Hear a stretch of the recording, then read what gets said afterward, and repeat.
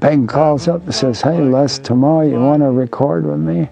And I said, "Sure." Les Paul no era solo un músico, era una leyenda. El hombre que revolucionó la música con sus innovadores inventos y su inolvidable sonido dejó tras de sí algo más que un legado. Pero, ¿qué ocurrió con su fortuna tras su fallecimiento? ¿Y por qué hizo llorar a su familia? La verdad le sorprenderá. ¿Cree que Les Paul es el mayor innovador de guitarras de todos los tiempos? Comente 1 para sí, 0 para no. Ahora, comencemos. Una leyenda y un innovador de la guitarra.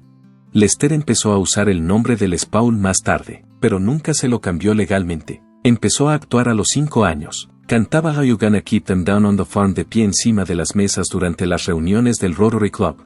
Un profesor de música le dijo una vez a su madre, su hijo nunca aprenderá música, pero eso no le desanimó. Desmontó una armónica cuando tenía 8 años para aprender cómo funcionaba. Después la volvió a montar y aprendió a tocar por su cuenta. A los 9 años construyó su propia radio. No necesitaba electricidad. A través de una antena que tendió entre los árboles, captaba el sonido directamente de la atmósfera. Creó un soporte para armónica manos libres a los 10 años porque quería tocar simultáneamente la guitarra y la armónica. Añadió trozos de madera, retorció una percha de alambre e hizo ajustes hasta que funcionó. Su hermano traía a casa perchas extra de su trabajo en la tintorería. Les las transformó en innumerables prototipos, probándolos y perfeccionándolos sobre la marcha. En 1925, en un autocine, estaba tocando la guitarra cuando un miembro del público le gritó, "Red, tu guitarra no suena lo suficientemente alto". No necesitaba más desafío que ese. Cogió el auricular del teléfono de su madre y lo conectó a un altavoz de radio, para aumentar el volumen de su voz. Sujetó el auricular a un palo de escoba y gritó por él. Sin embargo, eso era insuficiente. Conectó su guitarra al amplificador de la radio e insertó una aguja de fonógrafo en el puente de la guitarra. Había mucha retroalimentación y el sonido era terrible, pero por alguna razón funcionaba. A los 12 años, apenas había comenzado el proceso de desarrollo de la guitarra eléctrica. A pesar de las dudas de la gente, persistió. A los 13 años, empezó a actuar como Red Hot Rat en bares de carretera. Por aquel entonces se ganaba bien la vida tocando música, y $5 por noche era un buen dinero. A los 15 años se le ocurrieron 2 nombres artísticos distintos. Tocaba música country en la radio de St. Louis bajo el nombre de Rhubarb Rat. Tocaba jazz en los clubes de Chicago como Les Paul, dependiendo de quien estuviera cerca. Alternaba entre los dos, probando constantemente cosas nuevas. Dejó los estudios a los 17 años para embarcarse en una gira. Antes de unirse a la banda de Sonny Joe Wolverton, fue miembro de los Texas Cowboys de Rube Tronson. On Beckman's Barbecue, tuvo su gran momento en casa. Un cubo de hojalata se sentó a su lado mientras tocaba la guitarra por propinas. Algunas tardes ganaba $14, que utilizaba para comprar más piezas de radio. Nunca pensó en la creación y la música como 2 cosas distintas. Para él colaboraban. Todo empezó a encajar cuando Paul se trasladó a Chicago en 1934. Actuó en la enorme Feria Mundial de Chicago, donde se encontró ante un público que nunca había visto antes. Simultáneamente, consiguió puestos en la radio que influirían en su destino. Influencia en la música y la grabación. Paul estaba en el centro de la vibrante escena musical de Chicago. Empezó a presentar programas en la WRJN de Racine y la WBBM de Chicago con Sonny Joe Wolverton a su lado. Tocaba música country que atraía al público rural del Medio Oeste durante el día como Rhubarb Rat. Pero todo su mundo cambió por la noche. Entró en la escena del jazz, probando nuevas formas y desarrollando un nuevo método de imponerse al público. En estas transiciones entre el jazz y el country había algo más que actuación. Gracias a ello se estaba convirtiendo en algo más que un músico. Conoció a algunos de los mejores músicos de todos los tiempos mientras trabajaba en la radio y en clubes de Chicago. Conoció a un pianista llamado Art Tatum, cuyos dedos se movían tan rápido que apenas parecían humanos. Tatum enseñó a Paul a acercarse a la música de una forma que nunca antes se había planteado, introduciéndole en intrincados acordes y en la improvisación. Luego estaba Django Reinhardt, un guitarrista que tocaba con una destreza sin parangón tras perder 2 dedos en un incendio. En lugar de verlo como una limitación, Reinhardt desarrolló un estilo totalmente nuevo e inédito. Paul observaba, escuchaba y adquiría conocimientos. Actuó con estos músicos además de admirarlos. Actuó con los mejores músicos de Chicago noche tras noche, absorbiendo ideas y métodos que dieron forma a su propio sonido. Había evolucionado hacia algo nuevo y a caballo entre los géneros del jazz y la música country, pero, sobre todo, estaba descubriendo lo que significaba ser innovador. Había aprendido de Tatum y Reinhardt que la música era algo más que interpretar bien. Se trataba de romper barreras y hacer algo que otros creían imposible. Paul demostró hasta qué punto Reinhardt le había impactado en 1953. Años después, la industria musical quedó conmocionada cuando Reinhardt falleció repentinamente a los 43 años. Paul nunca olvidó su influencia ni las lecciones que había aprendido de él. Además, contribuyó a los gastos del funeral de Reinhardt en un acto encubierto del que muy poca gente llegó a enterarse. Paul simplemente quería que su guitarra sonara más fuerte. Nunca pretendió alterar la canción. En los años 30 era difícil tocar en grandes escenarios. Ese tipo de zona no estaba pensada para guitarras acústicas. Eran incapaces de atravesar la cacofonía de una banda completa, incluso con pastillas. Hizo todo lo posible para rectificar las cosas. En un intento de evitar vibraciones indeseadas, llenó el cuerpo de su guitarra con madera, trapos e incluso yeso de París. Sin embargo, nada de esto tuvo éxito. La retroalimentación persistía incluso si su instrumento se hacía más pesado. Se desesperó una noche en un pequeño club de Wisconsin. En un intento de mejorar el sonido, conectó una aguja de fonógrafo a su guitarra. Fue solo una solución temporal. Entonces se dio cuenta de que necesitaba una solución práctica. La guitarra en sí era el problema, no solo los amplificadores o las pastillas. Empezó a verlo claro a finales de 1930. La causa era el cuerpo hueco de la guitarra. Transformaba todo el instrumento en una cámara de eco de ruido al amplificar cada pequeña vibración además de la melodía. Necesitaba deshacerse por completo del cuerpo hueco si quería un sonido puro y regulado. En 1941 construyó algo que nunca se había visto antes, lo bautizó como el tronco. Básicamente era un trozo de madera de 4x4 con un mástil de guitarra y pastillas, como su nombre indica. Le fijó los laterales de un viejo cuerpo hueco epipone con tornillos para que pareciera menos extraño. Sin embargo, eso solo servía para exhibirlo. El núcleo de madera fuerte contenía el verdadero poder. Se acabaron la retroalimentación y las vibraciones indeseadas. Solo se están puro y continuo. La decisión de Les Paul de trasladarse a Los Ángeles en 1943 tendría un impacto significativo en la dirección de la música. Paul convirtió el garaje de su casa de Hollywood en un lugar creativo distinto a todo lo que existía en la época después de que Bing Crosby le animara a montar un estudio de grabación. Superó los límites del sonido en aquel espacio, que era algo más que una habitación llena de equipos. Construyó su propio equipo de grabación. Incluso convirtió un volante de Cadillac en un torno improvisado. Perseguía una idea novedosa de la que nunca se había oído hablar. Durante los 2 años siguientes experimentó con el overdubbing, la grabación de sonido sobre sonido y la manipulación de la velocidad. Con cada nuevo descubrimiento se acercaba más a lo que denominó el nuevo sonido. Sus experimentos y su capacidad para dar a las grabaciones normales un aspecto más amplio, pleno y vivo atrajeron a los músicos a su estudio. Paul esculpía la música en lugar de limitarse a reproducirla. Grababa una capa de sonido con discos de acetato y luego añadía otra mientras la reproducía. Continuaba haciéndolo hasta que la música quedaba como él quería. Un viaje de música y tecnología. No era sencillo. Antes de ser impecables, algunas melodías requirieron cientos de intentos. Su canción Lover asombró al negocio en 1948. Interpretó las 8 capas de guitarra. Nunca había habido un sonido así. Columbia Records la rechazó porque no estaban seguros de qué hacer con ella. Sin embargo, Capitol Records reconoció su potencial y la canción se convirtió en un éxito en cuanto salió a la venta. Hacer música no era lo único que Paul hacía en su garaje. Estaba revolucionando la creación musical. Sus métodos sirvieron de base para la grabación multipista, que pronto se convertiría en la norma en este campo, además de dejar su huella como innovador. Hizo historia como intérprete. Él y Bing Crosby grabaron It's Been a Long Time en 1945. Después de años separados, los individuos se reunían por fin con sus seres queridos cuando la guerra llegaba a su fin. Esa emoción quedó bien encapsulada en la canción. La voz de Crosby se veía realzada por la delicada y cálida guitarra de Paul, que le añadía profundidad. La canción no solo llegó a lo más alto de las listas Billboard cuando se puso a disposición del público por primera vez. Allí permaneció varias semanas. Paul era un pionero además de músico, y Crosby reconoció que Paul poseía una cualidad distintiva.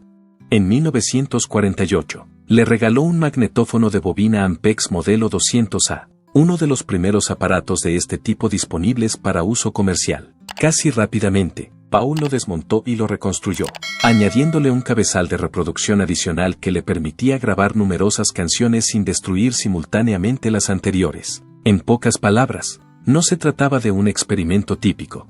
Fue un gran avance que cambiaría la música para siempre. Se produjo una catástrofe precisamente en el momento en que todo parecía encajar. El 13 de enero de 1948, mientras Paul conducía por el estado de Oklahoma, una tormenta de hielo transformó la carretera en una placa de cristal. Tras derrapar, su vehículo se detuvo, se rompió el brazo y el codo del brazo derecho. Según los médicos, no tenían otra opción que amputarle la pierna. No podían ser peores noticias para un guitarrista, pero Paul decidió no aceptarlas. En lugar de eso, consiguió convencer a los cirujanos para que le colocaran el brazo en un ángulo permanente, que le permitiera seguir tocando. A pesar de que era una decisión difícil, no tuvo ninguna duda. La música era su vida y no tenía intención de renunciar a ella. Necesitó más de un año para recuperarse. Aunque no podía tocar, era capaz de pensar. Mientras yacía en la cama del hospital, concibió al mismo tiempo nuevas ideas para grabar. Ya había estado experimentando con enfoques multipista, pero ahora que tenía más tiempo libre, podía perfeccionarlos en su cabeza antes de llevarlos a la práctica en el mundo real. Mary Ford fue la siguiente persona en irse. Nació en un hogar de músicos y con una voz que tenía la capacidad de transformar cualquier melodía en algo verdaderamente extraordinario. Corría el año 1945 y el artista de country Gene Autry fue quien la presentó a Les Paul, un guitarrista que ya se estaba haciendo un nombre. Les reconoció que no solo era una cantante con talento, sino también un complemento fantástico para su visión musical. Vio algo en ella. Tras empezar a colaborar en proyectos, poco a poco desarrollaron un vínculo que evolucionó hasta convertirse en algo más. En 1949 se casaron. Habían llegado a un punto en el que sus vidas personales y profesionales estaban completamente entrelazadas. A principios de la década de 1950, se convirtieron en uno de los grupos musicales de mayor éxito. De 1950 a 1957, registraron un total de 28 éxitos en las listas. Hubo canciones que dominaron la radio, como How Had the Moon y Vaya con Dios, ambas en el número 1 durante varias semanas. Solo en 1951 vendieron 6 millones de álbumes ellos solos. No había nada que pudiera compararse a su sonido en aquella época. Les era un músico que hacía algo más que tocar la guitarra. Se superponía, se procesaba y se transformaba en algo casi orquestal. La voz de María era algo más que una canción. Se formó en algo que era más grande de lo que una sola persona podría cantar en vivo, y fue multiplicado, armonizado y esculpido en algo. El talento no fue el único factor que contribuyó a su sonido, sino la tecnología. En lo que respecta a la música, Les Paul siempre intentaba superar los límites de lo posible. Siempre estaba experimentando, utilizando técnicas que nunca antes se habían utilizado. Experimentó con diferentes velocidades de cinta, sobregrabaciones y efectos de sonido. En lugar de grabar en grandes estudios, instaló equipos en su casa, transformando garajes y habitaciones de hotel en improvisadas instalaciones de grabación. Lo hizo para poder grabar más rápido, para crear un tono más personal y cálido en la voz de Mary. Colocó los micrófonos muy cerca de su boca. Mediante el proceso de excavación directamente en la roca que hay bajo ellos, construyó una cámara de eco dentro de su casa de Nueva Jersey, para que su música pareciera más amplia, más rica y más evolucionada que cualquier otra cosa que se esté escuchando actualmente en la radio. Cada aspecto se produjo meticulosamente. Su efecto no podía limitarse al estudio. En el programa de televisión Les Paul and Mary Ford at Home, que se emitía 5 veces por semana y duraba 5 minutos, presentaron su música al público por primera vez en 1953. La actuación era algo más que un simple espectáculo. Se ofrecía una visión de su vida, viéndoles interpretar música en la comodidad de su propio hogar. El público tenía la impresión de estar allí con ellos, observando a dos personas que no solo eran compañeros en el escenario, sino también en la vida. Fue uno de los primeros tipos de telerrealidad, y existió durante mucho tiempo antes de que nadie le diera un nombre. Por otra parte, el pulverizador les fue casi con toda seguridad el invento más notable que Les Paul hizo jamás.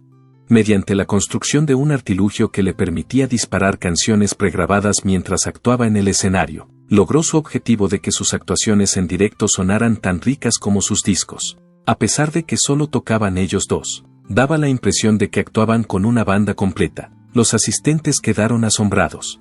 El impacto de la Gibson Les Paul en las guitarras eléctricas.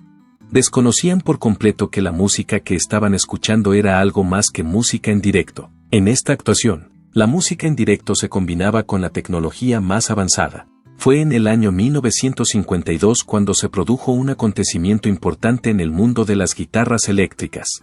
La colaboración entre Gibson, uno de los fabricantes de guitarras más reputados, y Les Paul, un músico e inventor que llevaba años experimentando con el diseño de guitarras, dio como resultado la creación de estos dos instrumentos. Les ya había construido un prototipo de guitarra con cuerpo macizo que denominó Dolog. Esta guitarra demostró que una guitarra hecha de una sola pieza de madera podía generar un tono más limpio y controlable. Sin embargo, para que su invento alcanzara todo su potencial, necesitaba el apoyo de una gran empresa. Gibson tomó el relevo en ese momento, debido a que la Telecaster Defender era cada vez más popular en aquella época. Gibson era consciente de que necesitaba una respuesta. Se dirigieron a Les Paul con la propuesta de ser el creador de un nuevo instrumento, que llevaría su nombre y competiría con el dominio de Fender en la industria de la guitarra. A lo largo de varios meses de desarrollo, se creó finalmente el primer modelo Gibson Les Paul. Les se implicó a fondo en el proceso de diseño, debido a la combinación de su cuerpo de caoba maciza y su tapa de arce tallado. Poseía un tono cálido y rico, y una notable cantidad de sestán. El acabado dorado fue el que le sugirió para la guitarra, ya que quería que fuera llamativa. El resultado fue la ya famosa Gold Top, una guitarra tan atrevida en apariencia como en sonido. Les Paul recibió los dos primeros modelos de producción el 20 de mayo de 1952, unidades que le fueron enviadas. La creación más reciente de Gibson se presentó al mundo por primera vez cuando las interpretó en el escenario del Paramount Theater de Nueva York un mes más tarde. Vida y contribuciones. En julio, siguió el lanzamiento oficial, que tuvo lugar en el Hotel Waldorf Astoria. No se trataba simplemente del lanzamiento de un producto, sino del comienzo de algo mucho más significativo. Tanto Les Paul como su esposa, Mary Ford, se aseguraron de que la guitarra estuviera presente en todas sus actuaciones. Les no solo lo respaldaba, sino que demostraba su potencial con cada partido que jugaba. Esta transacción fue igualmente revolucionaria desde el punto de vista financiero. Además, Les Paul era el propietario de los derechos de patente de determinados componentes del diseño, en particular el puente envolvente único en su género, y tenía derecho a percibir regalías por cada guitarra vendida. Sin embargo, había varios aspectos del modelo original que no eran impecables. A los guitarristas les resultaba difícil doblar las cuerdas con suavidad cuando utilizaban el cordal original, creado por Chad McCarty de Gibson. Era frustrante para algunas personas. En el transcurso de los años siguientes, Gibson siguió introduciendo mejoras en el diseño. En 1955, el puente original fue sustituido por un mecanismo Tune-O-Matic más avanzado. Esta modificación aparentemente insignificante supuso una mejora significativa, ya que permitía a los músicos afinar con precisión su entonación. Aunque tenía un diseño atrevido y estaba muy influenciada por la Les Paul, a la guitarra le costó competir. Tanto la Telecaster como la Stratocaster producidas por Fender eran más ligeras, tenían un precio más razonable y un aspecto más contemporáneo y elegante. Muchos guitarristas pensaban que la Les Paul era demasiado pesada y tradicional. Debido al importante descenso de ventas que se produjo en 1960, Gibson tomó la decisión de abandonar el modelo original de un solo cutabai. La SG fue el nombre que se dio a la nueva versión que introdujeron, que presentaba un cuerpo más esbelto y dobles cutabais. Al principio, decidieron mantener el nombre de Les Paul, pero el propio Les Paul no se sentía cómodo con el nuevo diseño. En 1963, pidió a Gibson que retirara su nombre del modelo. Gibson accedió. En el mismo momento en que parecía que la Les Paul original empezaba a desaparecer, se produjo un acontecimiento inesperado. Una Les Paul Standard Sunburst fue el instrumento que Keith Richards, miembro de los Rolling Stones, empezó a tocar en el escenario en 1964. Otros que tocan la guitarra se dieron cuenta. Cuando Eric Clapton trabajaba con John Mayall y los Bluesbreakers, empezó a utilizar uno de estos instrumentos para sus emblemáticas grabaciones. Mickey Bloomfield fue el siguiente, y a él le siguió un número creciente de músicos de blues y rock que se enamoraron del tono alto y grueso de la guitarra. En cuanto Gibson se dio cuenta del cambio, tomó una decisión radical. El diseño original de la Les Paul volvió a producirse en 1968. En lugar de ser una simple guitarra, era algo más. Era una representación de la creciente influencia de la música rock. El lugar de Les Paul en los anales de la historia de la música se solidificó durante la década de 1970, cuando músicos legendarios como Jimmy Page, Pete Townshend y Slash. Hubo un tiempo en que las guitarras eran difíciles de vender, pero ahora se encuentran entre los instrumentos más preciados que jamás se hayan fabricado. Actualmente, los primeros modelos que se fabricaron entre 1958 y 1960 valen cientos de miles de dólares. Esto ha transformado una guitarra que antes se consideraba un fracaso en una de las guitarras más cotizadas de la historia de la música. En el pasado, Les Paul y Mary Ford actuaron juntos como el dúo musical ideal. Juntos, creaban un espectáculo mágico sobre el escenario. Fuera del escenario, su matrimonio estaba en proceso de desintegración. A pesar de que llevaban juntos desde 1949, a principios de los 60 su relación se había convertido en algo hostil y angustioso. Les Paul presentó una demanda de divorcio en 1963, alegando que Mary Ford le había sido infiel. El cantante Fo Willein y un contratista llamado Donald Hatfield fueron algunos de los hombres con los que supuestamente tuvo aventuras, según sus alegaciones.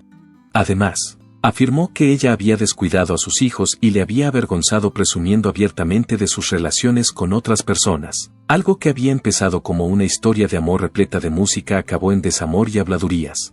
A raíz del divorcio, Les Paul se desvinculó de la industria de la interpretación. No fue solo el fin de su matrimonio lo que ocurrió cuando perdió a Mary Ford. Su relación artística había llegado a su fin, y sentía que le faltaba algo cuando ella no estaba presente. Además, era consciente de que la industria de la música estaba sufriendo transformaciones. Decidió concentrarse en algo que siempre le había apasionado: originalidad y creatividad. Nunca en su vida Les Paul fue un mero músico. Fue un innovador que buscaba continuamente nuevas formas de crear un sonido más potente. Durante este periodo, desarrolló una tecnología que bautizó como Pulverizer. Era un sistema que permitía a los artistas controlar sonidos pregrabados directamente desde sus instrumentos.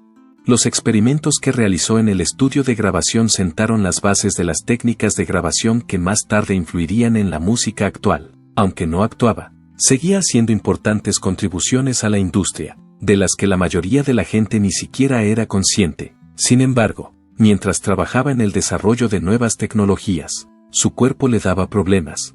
Tocar la guitarra había formado parte de su vida durante muchos años. Como consecuencia de la artritis, tenía dificultades para mover los dedos. Debido a su pérdida de audición, le resultaba difícil incluso escuchar la música que le gustaba. Habría sido el capítulo final para un gran número de músicos. En el caso de Les Paul, no era más que otro obstáculo que había que superar. Para adaptarse a sus limitaciones, modificó su estilo de tocar y, con el tiempo, descubrió nuevos enfoques que le permitieron seguir creando música a su manera.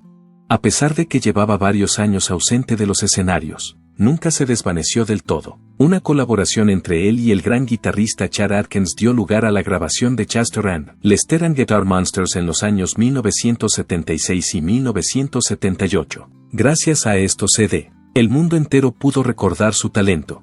Aunque no actuaba con regularidad, seguía demostrando por qué se le consideraba uno de los mejores músicos de todos los tiempos. A continuación se produjo un acontecimiento imprevisto. Les Paul tomó la decisión de reanudar su carrera de actuaciones en directo a finales de la década de 1980.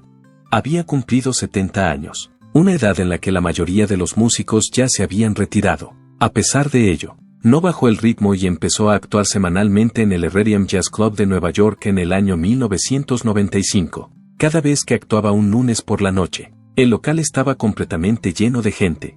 Fans, músicos e incluso celebridades acudieron a conocer a este hombre que ha dejado una huella indeleble en la industria musical. En 1988 recibió uno de los premios más prestigiosos del mundo de la música y, con su ingreso en el Salón de la Fama del Rock and Roll, se encuentra en la misma compañía que músicos legendarios como The Beatles y Bob Dylan. La ceremonia se celebró en el Hotel Waldorf Astoria de Nueva York, y la ocasión perduró en el recuerdo. El honor de inducirlo recayó en Jeff Beck, ampliamente considerado como uno de los guitarristas más consumados de todos los tiempos. En el escenario, Beck admitió algo que mucha gente ya sabía.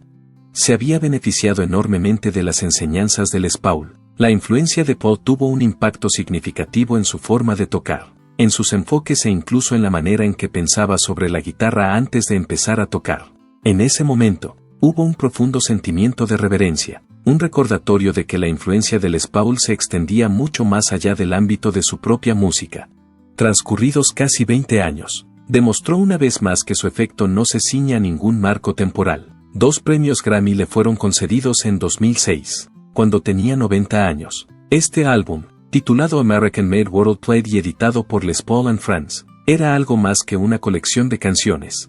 Colaboraciones con músicos como Eric Clapton, Jeff Beck, Keith Richards y Sting se incluyeron en el evento, que fue una celebración de su legado. Tanto el Grammy a la mejor interpretación instrumental pop por Caravan como el Grammy a la mejor interpretación instrumental rock por 69 Freedom Special le fueron concedidos aquella noche. El espectáculo era asombroso. Una de las figuras más influyentes de la historia de la música seguía recibiendo grandes elogios, demostrando que su sonido había superado la prueba del tiempo. Su reconocimiento no se limitó al ámbito musical. Fue en 2005 cuando se le honró con un lugar en el Salón Nacional de la Fama de los Inventores. Esto le aupó a un puesto de prestigio, donde fue reconocido tanto por su talento creativo como por su brillantez técnica. Sus contribuciones al campo de la tecnología musical supusieron un cambio radical. La Logue, uno de los primeros prototipos de guitarra eléctrica de cuerpo sólido, constituyó el modelo de las guitarras eléctricas modernas, incluida la conocida Gibson Les Paul. A Logue se le dio el nombre del personaje que creó. Su trabajo en la grabación multipista revolucionó la forma de crear música y permitió a los músicos mezclar sonidos distintos con mayor precisión. No se trataba solo de mejoras menores, sino de desarrollos originales que tuvieron un impacto significativo en todo el sector. Aunque Les Paul estaba en sus últimos años, nunca dejó de hacer las cosas que siempre disfrutó.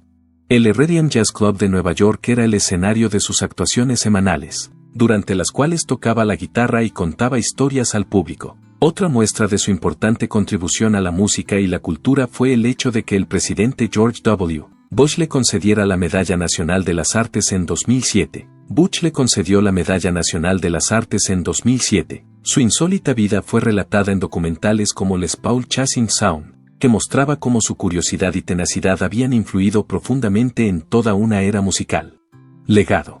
Su fallecimiento se produjo el 12 de agosto de 2009, cuando tenía 94 años, y la causa de la muerte fueron complicaciones derivadas de una neumonía. Sin embargo, su legado ya había quedado grabado en los anales de la historia. Músicos de todo el mundo le rindieron homenaje. Slash lo describió como una persona vivaz y rebosante de energía positiva. La música rock tal y como la conocemos no existiría sin él. Según The Edge, miembro de la banda U2, su última morada fue en Waukesha, Wisconsin, su ciudad natal. Los aficionados siguen rindiendo homenaje a su memoria visitando exposiciones como la Les Paul Experience. Sin embargo, su influencia siguió dejándose sentir mucho después de su fallecimiento en 2009. Los derechos de autor de las guitarras, los inventos revolucionarios y la colección de instrumentos raros que poseía contribuyeron a que su patrimonio ascendiera a decenas de millones de dólares. Lo que siguió fue una serie de acontecimientos que incluyeron subastas que batieron récords, disputas familiares e impugnaciones judiciales, todo lo cual sigue repercutiendo en su legado hasta el día de hoy. Para empezar, Gibson fue uno de los principales contribuyentes a su fortuna. En el momento en que presentaron la primera guitarra Les Paul en 1952, tenía un contrato que le pagaba $5 por cada una de las que se vendían. Puede que no parezca mucho, pero ajustado al valor de mercado actual, son aproximadamente $60 por cada instrumento. Las condiciones del contrato evolucionaron con el tiempo.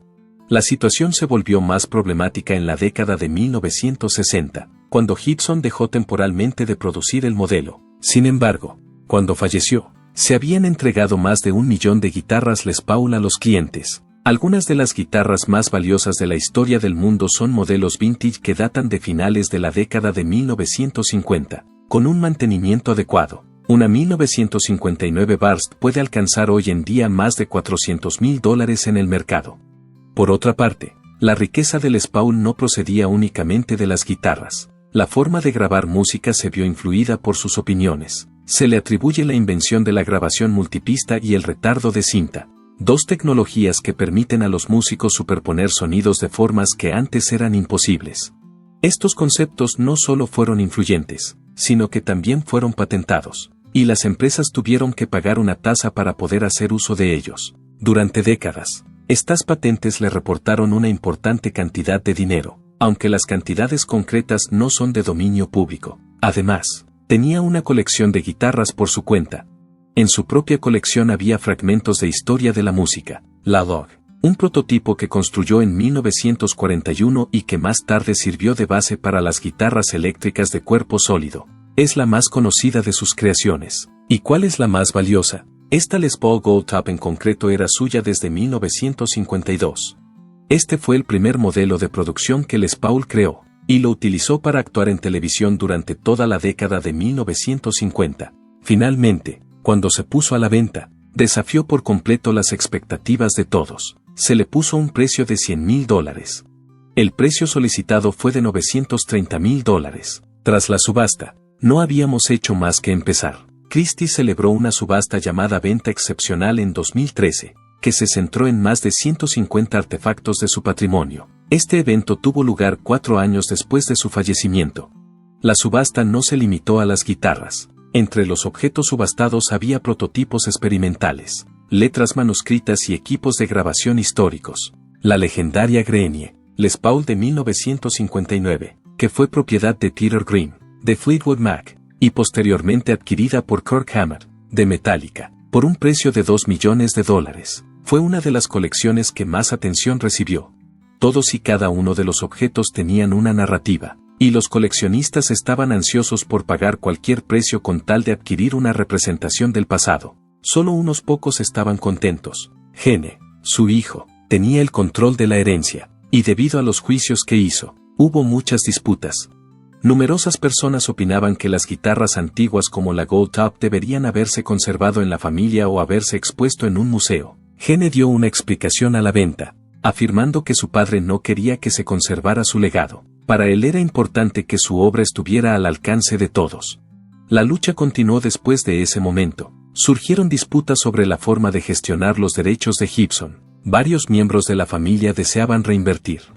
Otros deseaban que el dinero se dispersara. Cuando Gibson se impuso en una batalla legal contra Heritage Guitars en 2021, la situación se volvió aún más difícil. Esta victoria permitió a Gibson establecer su marca registrada sobre la forma de la carrocería Les Paul. Esto dio lugar a un aumento de la cantidad de dinero recibida. Por si fuera poco, significaba discusiones adicionales. A continuación, surgió un conflicto en torno a sus patentes de grabación. Había quienes deseaban licenciarlas agresivamente, transformándolas así en una fuente constante de dinero en efectivo. Otros se oponían a la idea porque temían que dañara su reputación como inventor. Y aquí lo tienes. ¿Cuál es tu canción o momento favorito de Les Paul? Dínoslo en los comentarios. Gracias por vernos. No olvides darle a me gusta, compartir y suscribirte para conocer más historias legendarias.